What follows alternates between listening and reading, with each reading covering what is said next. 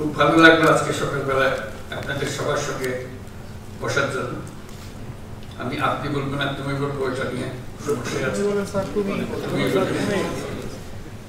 বাকি সবাই কিন্তু সংগতি করতে হবে। খুশি হয়েছি যে সবাই আমরা একত্রে বসতে পেরেছি। আমরা আজকে এই কামরায় যারা বসে আছি তারাই সম্মিলিতভাবে বাংলাদেশ সরকার, মহা শক্তিধর একটা সমাবেশ। আমরা যা করি, যা চিন্তা করি, যা পরিকল্পনা করি, সেটাই সরকার, সেটাই সরকারের চিন্তা, সেটাই সরকারের ভাবনা, সেটাই সরকারের কর্তব্য। কাজেই মহাশক্তি নিয়ে আমরা কি কাজ করব, কি কাজের জন্য আমরা তৈরি, কি কাজে আমরা সফল, কি কাজে আমরা বিফল, সেগুলোই আজকে সমাবেশের আলোচ্য বিষয়। সেখানে কাউকে স্তুতি দিয়ে সময় নষ্ট করার কোনো সুযোগ নেই। এই স্তুতি বাক্য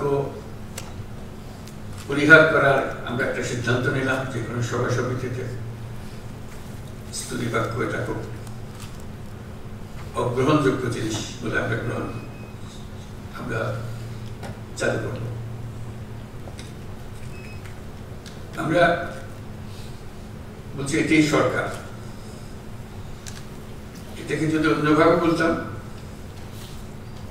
যে বাংলাদেশে যা কিছু করণীয়, সেই করণীয় দায়িত্বে আমরা সবাই আছি। এমন ভাবে যেমন চিন্তা করুন, আমরা একটা খেলা, ক্রিকেট খেলা কি ফুটবল খেলার খেলোয়াড়। আমাদের আজকে এই খেলোয়াড়দের সমাবেশ, প্রস্তুতি নেওয়া যে আমাদের স্ট্র্যাটেজি কি হবে, আমাদের অবজেক্টিভ কি হবে, আমাদের কার কি করণীয়, এগুলো ঠিক হয়। আজকে যে সময়টুকু আমরা পেলাম সবাইকে একত্র করে, সারা দেশের থেকে সবাই এসছে তোমরা, এটাই ঠিক করা।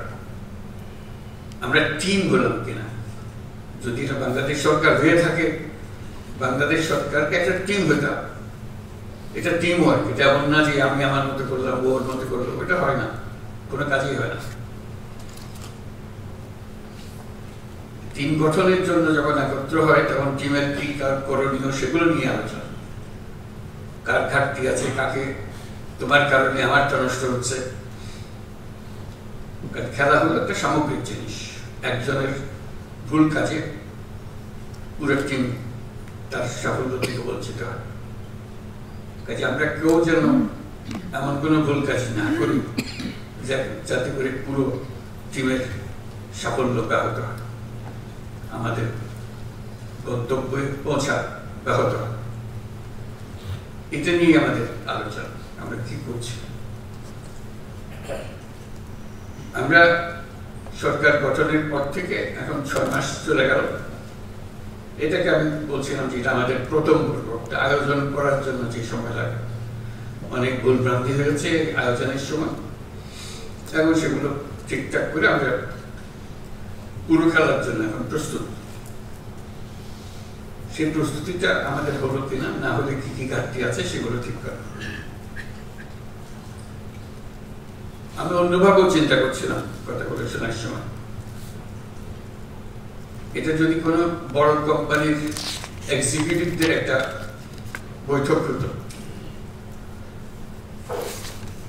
তাদের যারা শরীক হচ্ছে তারা কি বলতো, নিশ্চয়ই ম্যানেজিং ডিরেক্টরের প্রশংসায় সম্মিলিত হতো না। তারা বলতো আমি এই কাজ দিয়েছেন আমাকে, আমি এই কাজ করেছি, আমার এই সাফল্য হয়েছে, আমি ওই কাজ আরো এই কাজের জন্য প্রস্তুত। আমি দুভাবে দেখালাম। একটা হলো যে খেলার মাঠের খেলোয়াড় একটা হলো ব্যবসায়িক প্রতিষ্ঠানের ফিল্ড অফিসারদের তাদের বক্তব্য। সরকারের যে খেলোয়াড় যারা আমরা আছি তাদের এই ভূমিকা ওই দুই গোষ্ঠীর মধ্যে কোনোটার মতো হতে হবে, যে আমরা কি করছি, কি করার দরকার, কোথায় আমরা আটকে যাচ্ছি, সেগুলো নিয়ে আলোচনা হবে। নিশ্চয়ই আজকে উদ্বোধনী অনুষ্ঠানে হয়তো হচ্ছে না, অন্য সময় হবে। তো সেখানেও আমাকে প্রধান অতিথি বলাতে আমি একটু কষ্ট পেলাম, যেন আমাকে বাইরে রাখা হলো এই খেলার মাঠ থেকে। হওয়া উচিত ছিল তো আমার খেলার ক্যাপ্টেন, কিন্তু আমার করলে অতিথি। আমি অতিথি হিসেবে বক্তব্য রাখতে চাই না, আমি ক্যাপ্টেন হিসেবে বক্তব্য রাখতে চাই।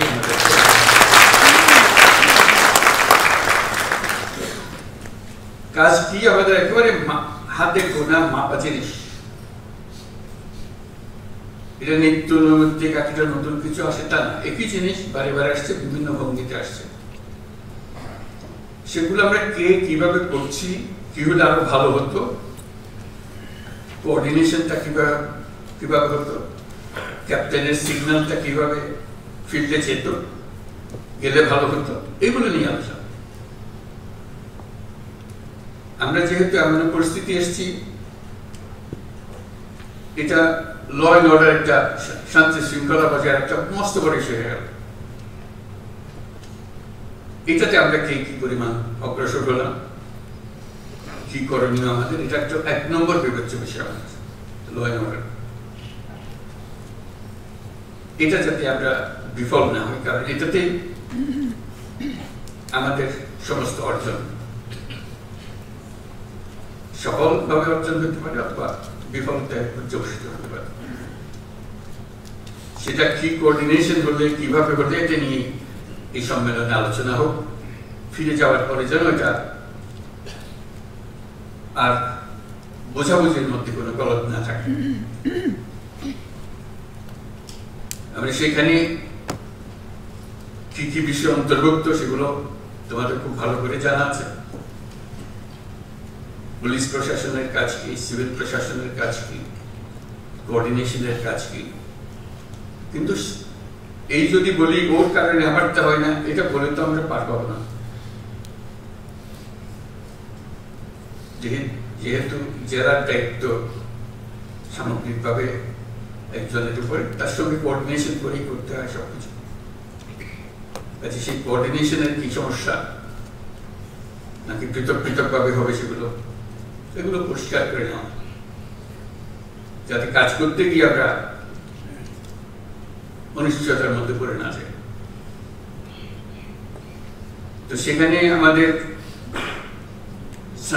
শৃঙ্খলা ভঙ্গ হলে কি করতে হবে, উপর থেকে নিচে পর্যন্ত চেইন অফ কমান্ড কিভাবে যাবে।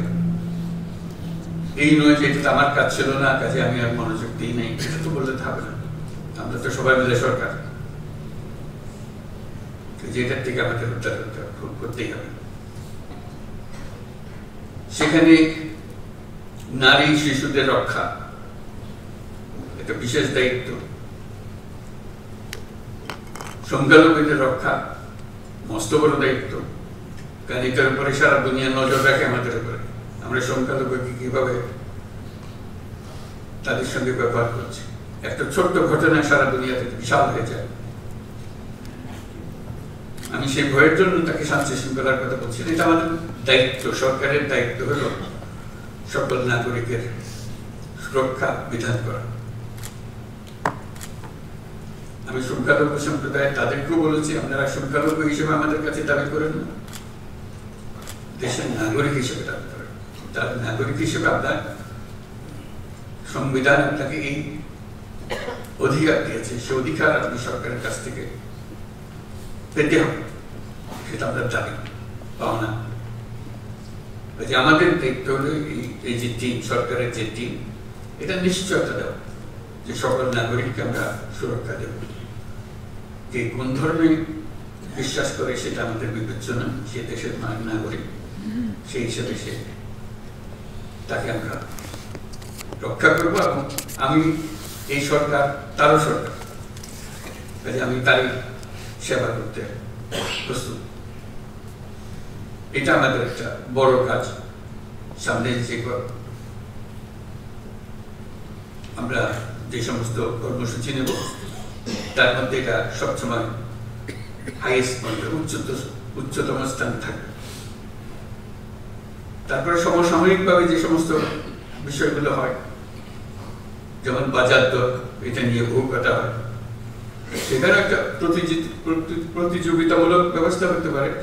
আমার জেলার বাজার দর সবচেয়ে ভালো, একটা প্রতিযোগিতা থাকবে, আমাদের কাজের মধ্যে আনন্দ আসতে হবে। আমার জেলায় শান্তি শৃঙ্খলা সবচেয়ে আমি ভালো রাখতে পেরেছি, আমার জেলায় সবচেয়ে ভালো বাজার দর, সবচেয়ে কোনো চাঁদাবাজি নেই বা যা যা অসুবিধা থাকে এক জায়গায় সেগুলো নেই, আমি সেটা করেছি। আমি প্রতিযোগিতায়, নিজেদের মধ্যে প্রতিযোগিতায়, খেলোয়াড়দের মধ্যে প্রতিযোগিতায় আমি উপরে আছি। সেই জন্য আমার মনে হয় আলোচনার মধ্যে একটা কিছু থাকা দরকার, একটা কাঠামো থাকা দরকার। র্যাঙ্কিং, জেলা জেলা, সব জেলা, 1 নম্বর জেলাকে, 2 নম্বর জেলাকে, 3 নম্বর জেলাকে, ক্লাসে যেরকম আমরা ফার্স্ট সেকেন্ড থার্ড করি, এটা তো হতে পারে আমাদের কাজের মধ্যে। আমরা কে কোথায় আছে, কোন অবস্থানে আছে, নাকি সবাই জেলা একরকম তো না, হয় না। এটা তার মধ্যে একটা প্রতিযোগিতা আছে। আমি 1 নম্বরে আছি, আমি 2 নম্বরে আছি, 3 নম্বরে আছি, একজন 64 নম্বরে আছে, একজনকে 64 নম্বরে থাকতে হবে। তার চেষ্টা হবে আমি যেন আর 64 নম্বরে না থাকি। আমি সার্বিক বিচারে আমি এখন অনেক ধাপে দিয়ে গেছি। এই র্যাঙ্কিংটা থাকলে নিজেদের মধ্যে আনন্দ হয়। এটা কাউকে মন খারাপের জন্য না, এটা আনন্দের জন্য, যে আমি গতবার এই ছিলাম, এবার এই হয়েছে, গত বছর এই ছিলাম, এবার এই বছর এই হয়েছে। এটা পরিষ্কারভাবে আমরা দেখতে চাই। এটা প্রতিযোগিতার একটা মনোভাব আসুক, এবং সেই প্রতিযোগিতায় যদি আমি ক্রমাগতভাবে 6 মাস, 1 বছর 1 নম্বরে থাকি বা 10 নম্বরের ভেতরে থাকি, তাহলে আমাকে একটা পুরস্কার দেবে, একটা রিকগনিশন দেবে। আমরা যখন বলবো সবাই, এটা পুরস্কার দেওয়া হবে যে হ্যাঁ, এটা গত বছর সারা বছর ধরে 1 থেকে 10-এর মধ্যে ছিল, ওঠানামা করেছে, কিন্তু 1 থেকে 10-এর মধ্যে বা 10 থেকে 20-এর মধ্যে, ইত্যাদি ইত্যাদি। এটা একটা বিষয় করতে পারে যে আনন্দ এবং কাজ দুটো একসঙ্গে মেলানোর জন্য, এবং তার স্বীকৃতি। এটাই জন্য বললাম, আমি যখনই এখানে আসার পরে, সরকারে আসার পরে, সরকারি কর্মকর্তা সবার সঙ্গে দেখা হয়, কথা প্রসঙ্গে একটা কথা প্রকারান্তরে শুরুতে, শেষে, মাঝখানে বলেন, আমি যখন ওখানে ডিসি ছিলাম, অমুক জায়গায় ডিসি ছিলাম, ডিসিটা তার সবচেয়ে স্মরণীয় অধ্যায়। তারা এখানে চলে এসেছে, বহু উচ্চতে অবস্থানে আছে, কিন্তু সবচেয়ে স্মরণীয় অধ্যায় হলো আমি যখন অমুক জেলার ডিসি ছিলাম, তখন আমি এই করেছিলাম। এটা একটা স্বাতন্ত্র, আমি নিজের ইচ্ছায় অনেকগুলো কাজ করতে পেরেছি সেখানে। এবং আমার একটা, তারপরে বহু জায়গায় চাকরি করেছি, বহু ধাপে চাকরি করেছি, কিন্তু ওটাই আমার স্মরণীয়, যেহেতু আমি আমার নিজেকে সেখানে প্রকাশ করতে পেরেছিলাম। এটাই শুধু নিজেকে প্রকাশ করা, নিজের ক্রিয়াশীলতা, সৃজনশীলতা, এগুলো প্রকাশ করা। গদবান্ধে একটা কাজ তো আছে, গতের মধ্যে থাকতে হয়, থাকি, কিন্তু তার মধ্যেও একটা সৃজনশীলতা আছে। এই সৃজনশীলতাকে কিভাবে প্রকাশ করা, এবং কিভাবে সেই সৃজনশীলতা প্রকাশ করেছে, আমরা যখন এরকম সম্মেলনে বসবো, কথাবার্তা বলবো, তাদেরকে সুযোগ দেবো যে তুমি কি করেছো বলো, এটা সবাইকে শোনাবো। সবাই শুনলো, হচ্ছে মজার জিনিস। তারপর কোনো আইনও আগে নেই, কিছু করেনি, কিন্তু বিরাট জিনিস বের হচ্ছে। অনেকে বলছে আইনে ছিল না বলে আমি করি নাই, করতে পারিনি, হয় অনেক সময় আমরা ব্যাখ্যা দিই। ওই আইন, যত আইন আছে সবার মধ্যেই এই কাজ করা যায়, এবং পরে দেখা গেল আইনটাকে উৎসাহিত করেছে, নিরুৎসাহিত করেনি। ওই জিনিসটা দেখি খেয়াল রাখা, যে আমাদের এই জেলায় আমাদের যে সময়টুকু, সেই সময়টুকু যতটুকুই হোক একটা স্বল্প সময়, আমার কর্মজীবনের একটা স্বল্প সময়, কিন্তু যে বললাম এটা স্মরণীয় অধ্যায় হতে পারে যদি আমরা করতে চাই, যার যার মধ্যে করতে চাই। আমরা অনেক সময় এখানে বসে, ঢাকায় বসে অনেক সিদ্ধান্ত নিয়ে, সেটা জেলা পর্যায়ে গিয়ে কিভাবে প্রকাশিত হয়, কিভাবে এটা ইমপ্লিমেন্টেড হয় জানার কোনো সুযোগ থাকে না আমাদের। যেমন আমরা বারে বারে কথার মধ্যে আসি জন্ম নিবন্ধন, এটার কোনো মা বাবা আছে বলে আমার মনে হয় না। নিয়ম আছে কিন্তু মা বাবা নেই। আমি মধ্য বয়সে কিংবা শেষ বয়সে কোথাও যেতে একটা পাসপোর্ট দরকার, পাসপোর্ট করা হয়নি, জন্ম নিবন্ধন নাই বলে জন্ম নিবন্ধন লাগবে, আমার আপনাদের জন্ম নিবন্ধন কে করতে জানিও না, ইত্যাদি ইত্যাদি। কিন্তু পাওয়া যায়, পয়সা দিলে ঠিকই চলে আসে। পয়সা দিলে যখন ঠিকই চলে আসে তাহলে পয়সা না দিলেও আশা করে। এই সিস্টেমটা আমরা করতে পারছি না। এটা তো একজন নাগরিকের অবশ্য প্রাপ্য, আমার জন্মসনদ। সরকার ব্যবস্থা করতে পারে নাই বলে অজুহাত দিয়ে তো চলবে না, নিশ্চয়ই ব্যবস্থা আছে, কিছু একটা করতে হবে। ওই যে বললাম যে যে টাকা দিলে করে দিতে পারে সেটা সরকার কেন পাবে না? তাহলে আমাদেরকে সেই ব্যবস্থা করতে হবে। জন্মসনদ তার প্রাপ্য যে কোনো সময় যে বয়সে চায় তাকে দেওয়ার ব্যবস্থা করতে হবে। কি করতে হবে? ওই যে বললাম সৃজনশীল হতে হবে, এটা থেকে আমরা নিয়ম বের করতে হবে, কারণ ওইটার উপরে সমস্ত কিছু নির্ভর। সেই জন্মসূত্রে আমি বাংলাদেশে এটা একটা প্রমাণ, তাদের প্রমাণ। এই দলিল দিয়ে আমি ভবিষ্যতে যা কিছু করি। ওইটা না হলে এনআইডি পাওয়া যাচ্ছে না, এনআইডি না হলে পাসপোর্ট পাওয়া যাচ্ছে না, সব আটকে গেল সব। আমরা বলছি যে এটা সবার একই সঙ্গে তার সমস্ত কিছু হতে হবে। যদি আমার জন্মসনদ থেকে থাকে তাহলে আমি এনআইডি পাবো। এগুলো এখন অনলাইন পাওয়ার কথা, আমরা অনলাইন পাচ্ছি কিনা? পাসপোর্ট অনলাইন, এখন ই পাসপোর্ট হচ্ছে কিনা? এখনো দেখি ওই এমআরপি করছে। কেন হচ্ছে? আইন তো আছে। আমি বলছি রাতারাতি সব হয়ে গেছে, এটাও আমি আশা করি না। শুরু তো করতে হবে সেই কথার কাজটা করা, যে আমার এখানে আমার জেলাতে এমআরপি আর হবে না, এখানে সব ই পাসপোর্টে নিয়ে যেতে পারবো। যেহেতু আমাদের এই টিমের কাজ, যে টিম এখানে আমরা বসে আছি, এখানে আইন বানানো হয়, এটা আইন খাটানো হয়, নিয়ম মানা হয়। এগুলোতে আমরা কিভাবে যাবো? একটা থেকে একটা আমরা উত্তরণ কিভাবে করবো? বলছে যে এখন জমি রেজিস্টার করতে পারছে না, অমুক করতে পারছে না, কর দিতে পারছে না, সব এখানে আমরা সব শুনছি যে সব অনলাইনের ব্যবস্থা হয়ে গেছে। হয়ে যদি যায় সেটা বাস্তবায়ন হচ্ছে না, কৃষি আটকে গেলাম কেন? এখনো জমির রেকর্ডপত্র আমরা অনলাইন পাই না, করতে পারি না, জমিকে বেচা কিনা আমরা করতে পারছি না। কি কি প্রত্যেকে আমরা ভূমি মন্ত্রণালয় বলছে যে আমরা সব করে ফেলছি, কিন্তু ইমপ্লিমেন্ট করতে পারছি না, ধীরে সুস্থ হচ্ছে। কেন হচ্ছে? এটি হলো আমাদের অপারগতা। খেলোয়াড় হিসেবে আমরা সেই কাজটা করতে পারছি না। সেই খেলোয়াড়ের যোগ্যতা অর্জন করতে হবে, যে আমাদের অনলাইন যেগুলো হয়ে গেছে, অনলাইনের সিরিজ হয়ে গেছে, অসংখ্য জিনিস অনলাইন। এটা কিন্তু এখানে বিল্ডিং এর প্রতি বসাব, দেশে হবে, দেশে না হলে এটা করে লাভ থেকে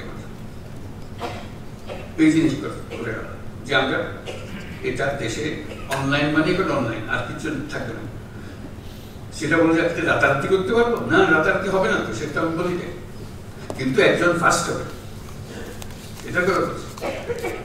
অনলাইনের জন্য এক জেলা ফার্স্ট হবে না, আমি সবটা করে ফেলছি, অথবা আমি ই পাসপোর্ট করে ফেলছি, এটা 100% আমাকে।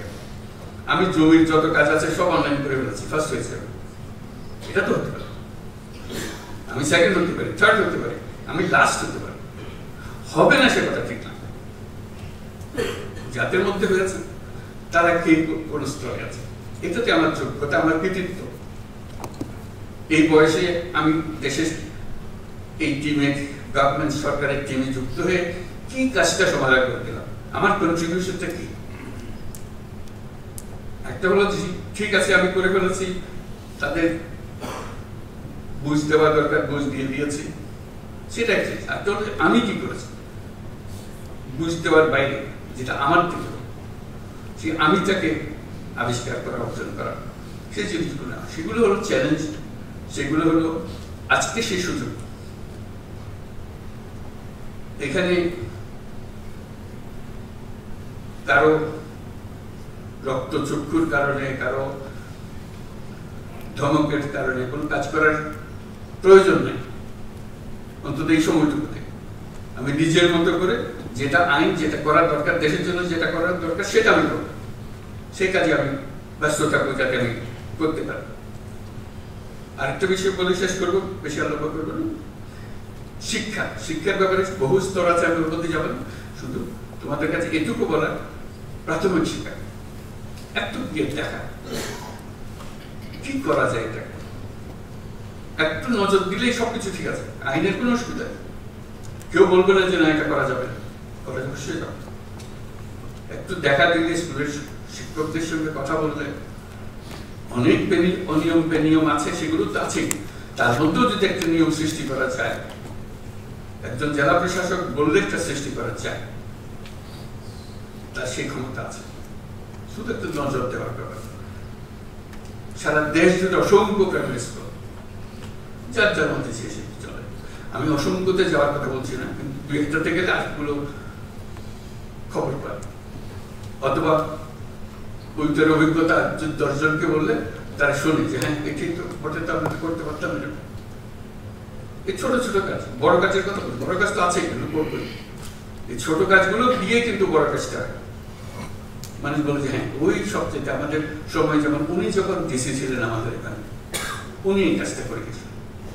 এটা কোন স্মৃতি আমাদের নাগরিকদের কাছ থেকে শুনি। উনি যখন অমুক যখন ডিসি ছিল, উনি এই কাজটা করে গেছিলেন। অবদানটা মানুষ স্মরণ করে, মানুষ বলে না। ওই যে অবদানটা হয়েছে সেটা ব্যক্তিগত, আচ্ছা এটা সরকারের হুকুমে হয়নি, সরকার সবাইকে হুকুম দিচ্ছে, কিন্তু এই ব্যক্তিগত ভাবে সেটাকে অন্য রকম ভাবে, অন্য ভঙ্গিতে নিয়ে এসছে এবং মানুষের মন জয় করেছে। মানুষ তাকে বহু বছর পরেও স্মরণ করছে, অমুক যখন এসেছে তখন আমাদেরকে হয়ে গেছে। তো সেটি আমাদের সুযোগ। এই যে আমরা অন্তর্বর্তীকালীন সময় আছি, এটা একটা মস্ত বড় সুযোগ। আমাদের হাতে অনেকগুলো কাজ, এবং খুব সহজ কাজ, কঠিন কাজ না। এবং আমি বলছিলাম 100% করতে হবে। আমি বললাম যে 10% করো, 20% করো, 30% করো, 1 নম্বর হও, 1 নম্বর হওয়ার চেষ্টা করো। কারণ তোমরা তো সবাই একই গাড়ির মধ্যে, একই পরিস্থিতিতে আছো। 1 নম্বর হওয়ার মধ্যে অনেক আনন্দ। আমি করে ফেলেছি, আমি সবার আগে আমি করে ফেলেছি। এই যে আনন্দটা পাও, সে আনন্দ থেকে নিজেকে বঞ্চিত করে না। এই অন্তর্বর্তীকালীন সময় এই সুযোগটা পূর্ণ মাত্রায় তোমাদের আছে, আশা করি এটা গ্রহণ করবে। তোমাদের এই আলোচনা এবং এই পরস্পরের যোগাযোগ এটা আনন্দদায়ক এবং সফল হোক। আমাদের এই অন্তর্বর্তীকালীন সময় আমরা যেটুকু তোমাদের মাধ্যমে করতে পারবো, তোমাদের কারণে আমরাও যেন স্মরণীয় হতে পারি। ওনাদের সময় ডিসি সাহেব এইগুলো কাজগুলো আমাদের করে দিয়ে গেছিলেন, পড়াশোনা করেন। এই কথা বললে তখন মনে হবে হ্যাঁ আমাদের মনে, আমরা ওটুকু বলার কারণে আমরা করি নাই, কিন্তু বলেছি, বলার কারণে কাজটা হয়েছে। এগুলো যেন আমরা করতে পারি। আমরা আরেকটা কথা, পাসপোর্টের কথা বলতে মনে হলো, পাসপোর্ট করতে হলে পুলিশ ভেরিফিকেশন লাগে। আমি জিজ্ঞেস করতে আরম্ভ করলাম, অনেকেও হয়তো আগ্রহ করেছে, কারণটা পাসপোর্ট তো আমার নাগরিক অধিকারের একটা অধিকার। আমি চোর না ডাকাত না কি, সেটা ভিন্নভাবে পুলিশ আমার বিচার করবে, কিন্তু আমাকে যে জন্ম সনদ দিয়েছে সেটাও কোনো পুলিশ ভেরিফিকেশন দিয়ে করেনি। আমাকে এনআইডি দিয়েছেন, সেটাও কোনো পুলিশ ভেরিফিকেশনের জন্য অপেক্ষা করতে হবে। নাগরিক হিসাবে পেয়েছি, এই দেশের নাগরিক। পাসপোর্টও এই দেশের নাগরিকের একটা পরিচয়পত্র, এখানে পুলিশ ভেরিফিকেশন জন্য লাগবে। আমরা আইন করে দিয়েছি এখন থেকে পুলিশ ভেরিফিকেশন লাগবে না। সে কথাটা তারিখ দেখে মনে হলো এটা পৌঁছে নাই, পৌঁছতে তো এটা হ্যাঁ আমরা জানি, এটা আবার বলার দরকার। আমার বলার কারণে তারিখ দেওয়ার অর্থ হলে যে সুন্দর কাজ হয়েছে, তো তার মানে এই কথা পরে পৌঁছে, অথচ আমরা এখানে সিদ্ধান্ত নিয়ে বসে আছি কিছুদিন আগে। এই যে দূরত্ব, এটাও যেন না হয়। এগুলোর কোনো কারণ নেই, বিনা কারণে মানুষ হয়রানি করা, হয়রানি করাটাই যেন আমাদের ধর্ম। সরকার মানে মানুষকে হয়রানি করা, এটার থেকে উঠে গেল। সরকার ভিন্ন জিনিস, আপনার অধিকার, আপনার অধিকারগুলো আপনার দরজায় পৌঁছে দেওয়া আমাদের কাজ, এটাই যেন আমরা স্মরণ করি। তো সবাইকে ধন্যবাদ, এখানে আমি শেষ করলাম।